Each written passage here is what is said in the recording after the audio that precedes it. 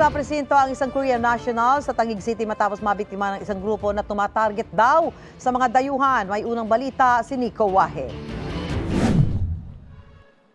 Nakabenda at nakakast ang parehong kamay nang abutan namin ang babaeng ito sa Fort Bonifacio Police Substation sa Taguig City pasado hating gabi. Ang babae na isang Korean, biktima umano ng modus ng isang grupo na ang mga target ay mga dayuhan. Ayon sa Fort Bonifacio Police, kasama ng biktima ang mga kaibigan niyang kapwa Korean nang lapitan sila ng 4 na babae at isang lalaki. Around mga mag-aalas 8 ng gabi, ito pong ating mga victim is nasa tapat ng traffic light, naghihintay na mag-stop para makatawid.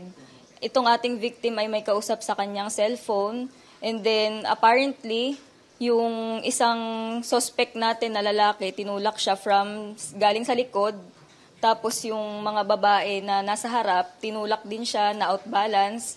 Pagtayo raw ng biktima, napansin niyang wala na ang kanyang sling bag na naglalaman ng kanyang mga mahalagang gamit. Sinundan yung suspect na lalaki, nagpang-abot sa may parking. And fortunately, meron tayong marshal doon na nakaresponde agad. Nagpulasan daw ang mga suspect matapos ang kumusyon. Pero isa sa kanila ang natira sa parking area na ayon sa abogado ng biktima, siyang may hawak umano ng sling bag. Nung tinawagan yung cellphone nung isang complainant, nag-ring doon sa bag na daladala nitong suspect. Dito na inimbitahan sa presinto ng mga BGC Marshal ang suspect na kinilalang si Leonida Ramirez. Pumalag ang suspect. Minumura kami niyan eh. Anong karapatan niyo? Mga marshal lang kayo, security guard.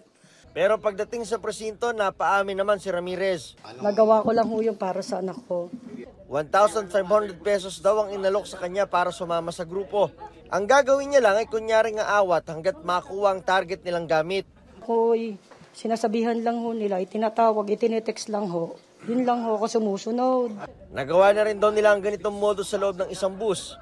Bukod sa pagkuha ng bag, si Ramirez din ang tinuturong tumulak sa biktima. Siya rin daw ang kumagat sa braso ng kasama ng biktima na nagrereklamo rin. Parehong itinanggihan ni Ramirez. Ay hindi ho ako nag-ano niyan.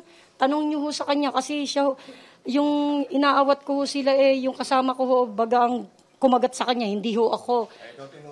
Ay, paano nangyari yun? Pustiso ipin ko, paano nangyari nakakagataw ako dinatanggal ho yung unahan ko. Robbery at physical injury ang ikakaso kay Ramirez. Ito ang unang balita. Nico Wahe para sa GMA Integrated News.